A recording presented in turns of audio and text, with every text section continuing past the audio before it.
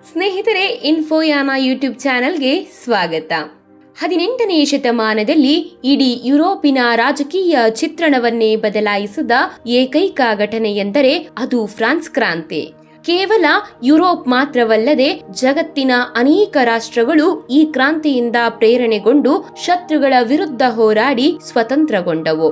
1789ರ ಸಮಯದಲ್ಲಿ ನಡೆದ ಕ್ರಾಂತಿಗೂ ಮುನ್ನ ಫ್ರಾನ್ಸ್ ದೇಶದ ಸ್ಥಿತಿ ಹೇಗಿತ್ತು ಎಂಬುದನ್ನ ಈ ವಿಡಿಯೋದಲ್ಲಿ ತಿಳಿದುಕೊಳ್ಳೋಣ. ಫ್ರೆಂಚ್ ಕ್ರಾಂತಿಗೂ ಮುನ್ನ ಫ್ರಾನ್ಸ್ನಲ್ಲಿ ಬಾರ್ಬನ್ ಮನೆತನ ಆಳ್ವಿಕೆ ನಡೆಸುತ್ತಿತ್ತು. ಇದೇ ಮನೆತನಕ್ಕೆ ಸೇರಿದ 16ನೇ ಲೂಯಿ 1774ರಲ್ಲಿ ಫ್ರಾನ್ಸ್ ಸಿಂಹಾಸನವನ್ನ ಏರಿದ. ಆಗ ಆತನಿನ್ನೂ ಕೇವಲ 20 ವರ್ಷದ ಯುವಕನಾಗಿದ್ದ. 16ನೇಯ ಲೂಯಿ ಸಿಂಹಾಸನವೇರುವ ವೇಳೆಗೆ ಫ್ರಾನ್ಸ್ನ ರಾಜಪ್ರಭುತ್ವ ತನ್ನ ಶಕ್ತಿಯನ್ನ ಕಳೆದುಕೊಂಡಿತ್ತು. ಅಧಿಕಾರಿ ವರ್ಗ ಮತ್ತು ಕ್ಯಾಥೋಲಿಕ್ ಚರ್ಚ್ ರಾಜನ ಬಹುತೇಕ ಅಧಿಕಾರ ಮತ್ತು ಕಾರ್ಯವನ್ನ ನಿಯಂತ್ರಿಸುತ್ತಿದ್ದವು. 16ನೇ ಲೂಯಿಗಿಂತ ಮುಂಚೆ ರಾಜರಾಗಿದ್ದವರು ವಿಲಾಸಿಗಳಾಗಿದ್ದರು. ಹೀಗಾಗಿ ನಿಧಾನವಾಗಿ ಹೆಚ್ಚಿನ ಅಧಿಕಾರಗಳೆಲ್ಲ ಮಂತ್ರಿವರ್ಗ ಮತ್ತು ಚರ್ಚ್ನ ಪಾಲಾಗಿತ್ತು. ಫ್ರಾನ್ಸ್ ಮತ್ತು ಇಂಗ್ಲೆಂಡ್ ನಡುವೆ ನಡೆದ ಯುದ್ಧದಿಂದಾಗಿ ಫ್ರಾನ್ಸ್ನ ಖಜಾನೆಯ ಮೇಲೆ ದೊಡ್ಡ ಹೊಡೆತ ಬಿದ್ದಿತ್ತು. ಇದರ ಜೊತೆಗೆ 16ನೇ ಲೂಯಿಯ ಹೆಂಡತಿ ಮೇರಿ ಆಂಟಾಯನೆಟ್ ದುಂದುವೆಚ್ಚ ಮಾಡುವುದರಲ್ಲಿ ನಿಸ್ಸೀಮಳಾಗಿದ್ದಳು. ಹಣವನ್ನ ನೀರಿನಂತೆ ಖರ್ಚು ಮಾಡುತ್ತಿದ್ದ ರಾಣಿಯ ವರ್ತನೆ ಫ್ರಾನ್ಸ್ ಜನರ ಕೋಪಕ್ಕೆ ಗುರಿಯಾಗಿತ್ತು. ಬ್ರಿಟಿಷರನ್ನ ಆಜನ್ಮ ವೈರಿಗಳಂತೆ ಕಾಣುತ್ತಿದ್ದ ಫ್ರಾನ್ಸ್ ಅಮೆರಿಕಾದ ಸ್ವಾತಂತ್ರ್ಯ ಸಂಗ್ರಾಮದಲ್ಲಿ ಬ್ರಿಟಿಷರ ವಿರುದ್ಧ ಹೋರಾಡಲು ಅಲ್ಲಿನ ಜನರಿಗೆ ಸಾಕಷ್ಟು ಹಣವನ್ನ ನೀಡಿತ್ತು. ಈ ಯುದ್ಧದಿಂದಾಗಿ ಫ್ರಾನ್ಸ್ ರಾಜ ಖಜಾನೆಗೆ ಸುಮಾರು 2 ಬಿಲಿಯನ್ನಷ್ಟು ಹಣ ನಷ್ಟವಾಯಿತು. ಹೀಗಾಗಿ ರಾಜನಿಗೆ ತನ್ನ ಅಧಿಕಾರಿಗಳು ಸೇನೆಯ ಖರ್ಚು ವೆಚ್ಚಗಳನ್ನ ನೋಡಿಕೊಳ್ಳುವುದು ಕಷ್ಟವಾಯಿತು. ಆದಾಯವನ್ನ ಹೆಚ್ಚಿಸುವುದಕ್ಕಾಗಿ ಜನರ ಮೇಲೆ ಹೆಚ್ಚಿನ ತೆರಿಗೆ ವಿಧಿಸುವ ಯೋಜನೆಯನ್ನ ರೂಪಿಸಲಾಯಿತು. ಆ ಸಮಯದಲ್ಲಿ ಫ್ರಾನ್ಸ್ನಲ್ಲಿ 3 ವರ್ಗದ ಜನರಿದ್ದರು. ಇವುಗಳನ್ನ ಎಸ್ಟೇಟ್ಗಳೆಂದು ಕರೆಯಲಾಗುತ್ತದೆ. ಮೊದಲನೆಯ ವರ್ಗದಲ್ಲಿ ಕ್ರೈಸ್ತ ಪಾದ್ರಿಗಳಿದ್ದರೆ, 2ನೇಯ ವರ್ಗದಲ್ಲಿ ರಾಜನ ಅಧಿಕಾರಿ ವರ್ಗ ಮತ್ತು ಆತನ ಮನೆತನದವರಿದ್ದರು. ಉದ್ಯಮಿಗಳು, ರೈತರು, ವಕೀಲರು, ಸಾಮಾನ್ಯ ಜನರನ್ನ 3ನೇಯ ವರ್ಗ ಒಳಗೊಂಡಿತ್ತು. ಮೊದಲೆರಡು ವರ್ಗಗಳು ಅನೇಕ ಸವಲತ್ತುಗಳನ್ನ ಪಡೆದುಕೊಂಡಿದ್ದರೂ ಈ ವರ್ಗದ ಜನರು ತೆರಿಗೆಯನ್ನ ಕಟ್ಟುವಂತಿರಲಿಲ್ಲ. ಈ ವ್ಯವಸ್ಥೆಯ ವಿರುದ್ಧ ಧ್ವನಿ ಎತ್ತುವ ಅಧಿಕಾರಿಗಳನ್ನ ವಜಾಗೊಳಿಸಲಾಗುತ್ತಿತ್ತು. ಕೇವಲ ರಾಜನಿಗೆ ತೆರಿಗೆ ಕಟ್ಟುವುದಲ್ಲದೆ 3ನೇ ವರ್ಗದ ರೈತರು ಅಧಿಕಾರಿಗಳ ಮನೆಯಲ್ಲಿ ಬಿಟ್ಟಿ ಚಾಕರಿ ಮಾಡಬೇಕಾಗಿತ್ತು. ಜೊತೆಗೆ ಯುದ್ಧ ಸಂದರ್ಭ ಎದುರಾದರೆ ಸೇನೆಯಲ್ಲಿ ಕಾರ್ಯನಿರ್ವಹಿಸುವುದು ಮತ್ತು ರಸ್ತೆ ನಿರ್ಮಾಣದಂತಹ ಸಾರ್ವಜನಿಕ ಕೆಲಸಗಳಿಗೆ ಉಚಿತವಾಗಿ ದುಡಿಯುವುದು ಬಡ ಜನರ ಕರ್ತವ್ಯವೆಂದೇ ಭಾವಿಸಲಾಗಿತ್ತು. ರಾಜ ಮಾತ್ರವಲ್ಲದೆ ಚರ್ಚ್ಗೂ ಕೂಡ ರೈತರು ತೆರಿಗೆಯನ್ನ ಸಲ್ಲಿಸಬೇಕಾಗಿತ್ತು.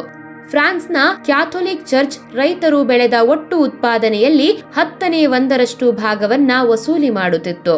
ಇದೆಲ್ಲದರ ನಡುವೆ 1789ರ ವೇಳೆಗೆ ಫ್ರಾನ್ಸ್ ಜನಸಂಖ್ಯೆ ಜಾಸ್ತಿಯಾಯಿತು.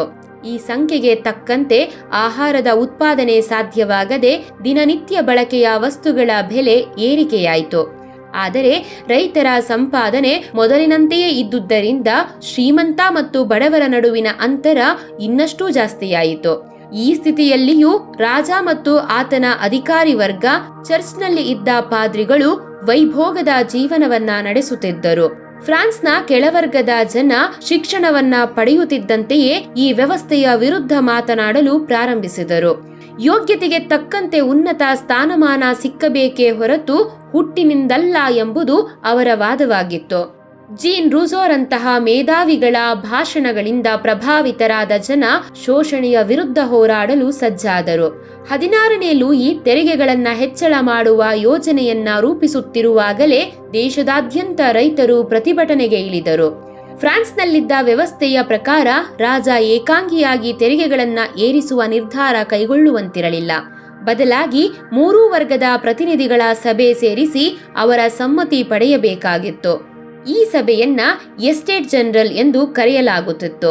ಈ ಸಭೆಯನ್ನ ಕರೆಯುವ ಅಧಿಕಾರ ಲೂಯಿಗೆ ಮಾತ್ರ ಇತ್ತು. 1789 ಮೇ 5ರಂದು ಲೂಯಿ ತನ್ನ ಅಧಿಕಾರ ಬಳಸಿ ಎಸ್ಟೇಟ್ ಸಭೆಯನ್ನ ಕರೆದ. ಆದರೆ ಇದೇ ಸಭೆ ಮುಂದೆ ಫ್ರೆಂಚ್ ಕ್ರಾಂತಿಗೆ ನಾಂದಿ ಹಾಡಿತು. ಎಸ್ಟೇಟ್ ಸಭೆಗೆ ಮೇಲ್ದರ್ಜೆಯ 2 ಎಸ್ಟೇಟ್ಗಳಿಂದ 300 ಜನ ಪ್ರತಿನಿಧಿಗಳು ಭಾಗವಹಿಸಿದ್ದರು. ಮೂರನೇ ಎಸ್ಟೇಟ್ನಿಂದ ಒಟ್ಟು 600 ಜನ ಪ್ರತಿನಿಧಿಗಳು ಭಾಗಿಯಾಗಿದ್ದರು. ಈ ಪ್ರತಿನಿಧಿಗಳು ಸುಮಾರು 40,000 ಮನವಿ ಪತ್ರಗಳನ್ನ ತಮ್ಮ ಜೊತೆಗೆ ತಂದಿದ್ದರು. ಆದರೆ ಈ ಪತ್ರಗಳನ್ನ ರಾಜ ಸ್ವೀಕರಿಸಲಿಲ್ಲ. ಮೂರನೇ ಎಸ್ಟೇಟ್ನ ಪ್ರತಿನಿಧಿಗಳಿಗೆ ಕುಳಿತುಕೊಳ್ಳಲು ಆಸನದ ವ್ಯವಸ್ಥೆಗಳನ್ನು ಮಾಡದೆ 16ನೆಯ ಲೂಯಿ ಅವಮಾನ ಮಾಡಿದ. ಸಭೆಯಲ್ಲಿ ಪ್ರತಿ ಎಸ್ಟೇಟ್ಗೆ ಒಂದೊಂದು ಮತದ ಅವಕಾಶ ನೀಡುವುದು ಮೊದಲಿನಿಂದ ನಡೆದು ಬಂದ ಪದ್ಧತಿಯಾಗಿತ್ತು. ಮೇಲ್ದರ್ಜೆಯ 2 ಎಸ್ಟೇಟ್ಗಳು ಯಾವಾಗಲೂ ರಾಜನ ಪರವಾಗಿ ಮತ ಹಾಕಿ ಬಡವರ ವಿರುದ್ಧ ತೆರಿಗೆಗಳನ್ನ ಹೇರುತ್ತಿದ್ದರು. ಹೀಗಾಗಿ ಮೂರನೇ ಎಸ್ಟೇಟ್ನ ಜನ ಈ ಬಾರಿ ಎಸ್ಟೇಟ್ನ ಬದಲಾಗಿ ಸಭೆಯಲ್ಲಿ ಇರುವ ಪ್ರತಿಯೊಬ್ಬ ಸದಸ್ಯನಿಗೂ ಮತ ಚಲಾಯಿಸುವ ಅಧಿಕಾರ ನೀಡಬೇಕು ಎಂದು ಪಟ್ಟು ಹಿಡಿದರು.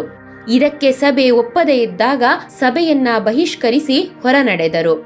ಅಧಿಕಾರಿಗಳ ವರ್ಗದಲ್ಲಿದ್ದ ಕೆಲವು ಮೇಧಾವಿಗಳು ಈ ಗುಂಪಿನ ಜೊತೆಗೂಡಿದರು. 1789 ಜೂನ್ 20ರಂದು ಈ ಸಾಮಾನ್ಯ ಜನ ಸಭೆ ಸೇರಿ ಫ್ರಾನ್ಸ್ನಲ್ಲಿ ಇದ್ದ ರಾಜಕೀಯ ವ್ಯವಸ್ಥೆ ಕಿತ್ತೊಗೆದು ಹೊಸದಾಗಿ ಸಂವಿಧಾನ ರಚಿಸುವ ಕಾರ್ಯ ಮಾಡುವುದಾಗಿ ಪ್ರತಿಜ್ಞೆ ಮಾಡಿದರು. ಅಲ್ಲಿಂದ ಫ್ರೆಂಚ್ ಕ್ರಾಂತಿ ನಿಧಾನವಾಗಿ ಪ್ರಾರಂಭವಾಯಿತು. ನಂತರ ಫ್ರಾನ್ಸ್ ಹಲವಾರು ಕ್ರಾಂತಿಕಾರಕ ಪ್ರತಿಭಟನೆಗಳಿಗೆ ಸಾಕ್ಷಿಯಾಯಿತು.